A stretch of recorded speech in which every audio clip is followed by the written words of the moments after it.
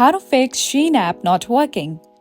Hey everyone, this is Susan from Create, Login and Delete, and now let's get started. So first of all, open App Store. Now go to the search bar and search for Shein app. Now tap on the application and make sure that your app is updated to its latest version. If you see the option of update, just tap on it and then you can update your app. Now the second step what you can follow is scroll down to your control panel and make sure that you have a stable Wi-Fi connection. If not, just turn off the Wi-Fi, wait for some time and then turn it on again.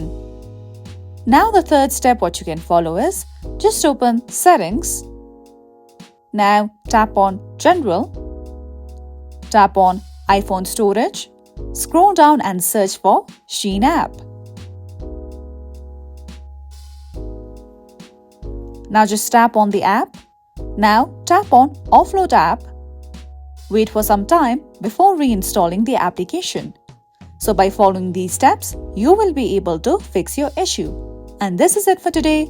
If you found this video helpful, don't forget to like and subscribe.